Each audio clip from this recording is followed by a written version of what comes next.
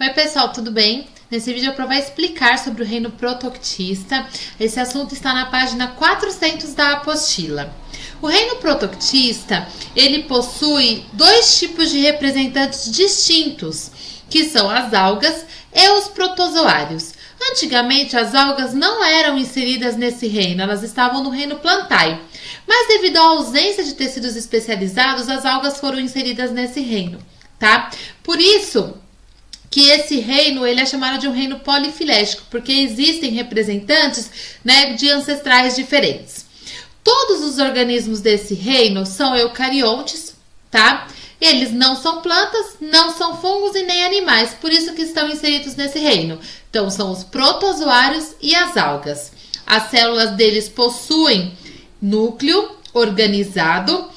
Existem seres vivos representantes desse reino que são unicelulares e alguns representantes pluricelulares. Então, a gente vai falar primeiramente das algas. Existem algas unicelulares, ou seja, que tem apenas uma única célula, e existem algas pluricelulares, com muitas células. Elas podem ser encontradas em ambientes aquáticos ou ambientes úmidos. São organismos que têm a capacidade de produzir o seu próprio alimento através da fotossíntese. E a parede celular das algas, ela pode ser feita de celulose ou outras substâncias, tá? As algas que são unicelulares, que têm apenas uma única célula, nós encontramos no fitoplâncton, juntamente com os outros organismos planctônicos. Então, a gente vai ver primeiro as clorofícias. As clorofícias podem ser tanto unicelulares quanto pluricelulares, são as algas verdes e a maioria são de água doce. Esse é um exemplo de clorofícia, né, que ela é conhecida também como alface do mar. É o exemplo de alga clorofícia, nesse caso ela é pluricelular. Já as feofícias são algas pardas, pluricelulares. Elas possuem o pigmento fotossintetizante clorofila e a xantofila, que é outro pigmento também. E na maioria das vezes elas são marinhas, né? E elas vivem fixas no substrato também, enraizadas. E as rodofícias? As rodofícias, elas são algas pluricelulares, que elas também são encontradas fixas no substrato. Em sua maioria são representantes de água salgada. E na parede celular dessas algas encontra-se a celulose e também a carragenina, que é uma substância extraída para fazer diversos produtos aí que a gente tem no nosso cotidiano, inclusive pasta de dente, tá? Existem vários grupos de algas, como a tabela da página 401. Então, a gente tem as clorofícias, as feofícias e as rodofícias. Mas a gente também tem as diatomáceas, que a gente vai ver daqui a pouco, que são unicelulares. Nós temos as crisófilas, que são outros tipos de algas, as euglenófitas, aquelas que são ginoflageladas, né? E as carofícias são esses grupos de algas que a gente encontra. Então, a gente está tratando das principais algas aí encontradas no ambiente aquático, tanto doce quanto salgado. As rodofícias também, elas são a alga que a gente tem aí na comida japonesa, que é a alga nori. Ela é um representante de rodofícia, que ela é geralmente avermelhadinha, mas como ela passa por alguns procedimentos, a gente encontra mais pretinho do que vermelhinho, tá? Agora a gente vai falar das representantes unicelulares. Primeiro delas são as diatomáceas. Elas estão presentes no fitoplâncton também. Elas são recobertas por uma carapaça que se chama frústula, tá? Que é constituída por silício.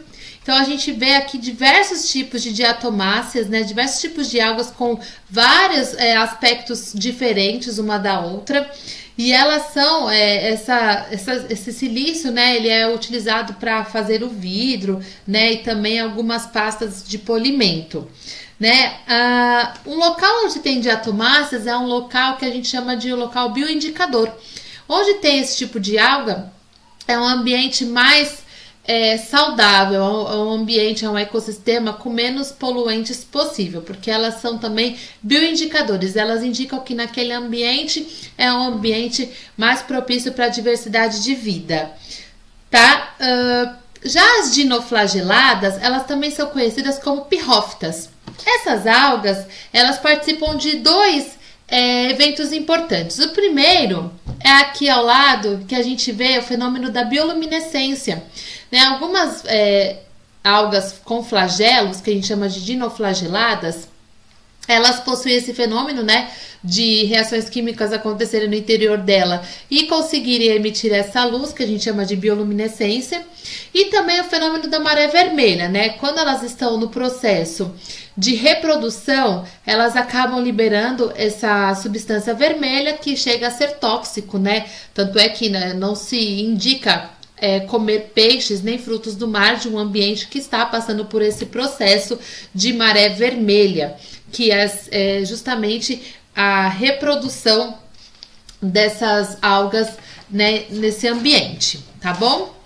E tem as euglenófitas. As euglenófitas também são algas unicelulares, elas têm o pigmento verdinho, tá? A maioria dessas algas, elas são de água doce e elas têm uma coisa interessantíssima, que elas podem tanto fazer fotossíntese, quanto elas podem englobar alimento do ambiente.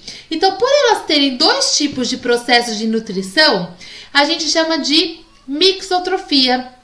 Então, esse processo mixotrófico é justamente assim. A euglena, ela, se tiver luz para ela fazer a fotossíntese, ótimo.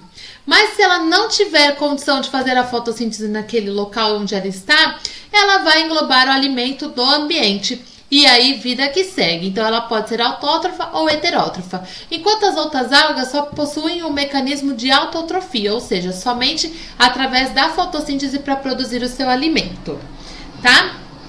Com relação à reprodução das algas, elas podem se reproduzir tanto assexuadamente quanto sexuadamente. As algas, né, que são unicelulares, geralmente se reproduzem assexuadamente por divisão binária, onde uma alga se divide em duas geneticamente idênticas, mas no processo de reprodução sexuada, cada uma delas funciona como um gametinha e elas se fundem formando um zigoto. Tem também as algas que fazem alternância de gerações. O que é isso? No mesmo ciclo de vida, elas passam por um processo de formação de gametas, né, que aí vai formar o zigoto, mas também pode passar o processo de reprodução assexuada. Então, essa questão de alternância de gerações é que o mesmo indivíduo, ele pode passar por dois momentos da vida, o momento assexuado e o momento sexuado, tá? Então, o que ocorre nas algas que tem bastante células, que são as pluricelulares.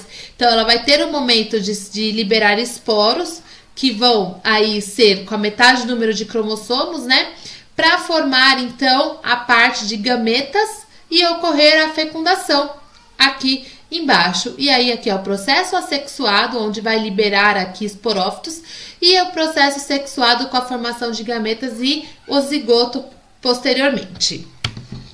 Agora, o outro tipo de ser vivo que está no reino protoctista são os protozoários. Todos os protozoários têm apenas uma única célula, ou seja, eles são unicelulares. Eles não têm a capacidade de produzir o seu alimento, então todos eles são heterotróficos. Alguns são de vida livre e outros são parasitas, que causam doenças. Esses que causam doenças nós vamos aprender nos módulos a seguir, que são as protozooses. O que é um organismo de vida livre? É aquele que não parasita, aquele que não precisa de um hospedeiro. Os protozoários têm uma classificação bem peculiar. Geralmente os protozoários são classificados de acordo com o seu modo de locomoção, e esse mesmo mecanismo de locomoção está associado também ao seu mecanismo de alimentação. Então são eles os rizópodes, os esporozoários, os ciliados e os flagelados. Tem a tabelinha aí na página 405. Os rizópodes, que também são chamados de sarcodíneos, eles não têm forma definida. Então, eles têm essas células que são amorfas, né? Não tem formato fixo. Então, eles se locomovem com a expansão do seu citoplasma, chamado pseudópodes. Então, eles conseguem expandir o seu citoplasma e englobar o alimento, tá? É o caso da entamoeba histolítica, a famosa ameba. Os esporozoários, eles não têm estrutura locomotora, eles ficam em forma de esporos, e todos os esporozoários, todos os protozoários nesse formato, eles são parasitas. eles precisam de um hospedeiro. Os ciliados, que a gente chama de cilióforas, né? Eles se locomovem através de cílios, tem muitos cílios ao redor da célula. E os mastigóforos, que também são chamados de flagelados, são os protozoários que possuem um flagelo longo para a locomoção e também para englobar o seu alimento. Tá? Eles vão ter esse formatinho, que é o exemplo de alguns protozoários também que causam doença para o homem.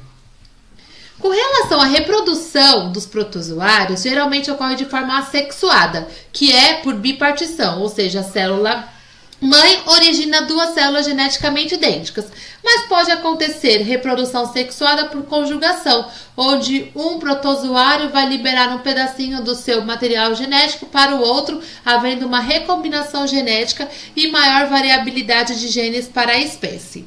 Certo? Se você ficou com alguma dúvida relacionada ao reino protoctista, escreve para Pro, tá bom? Um beijo!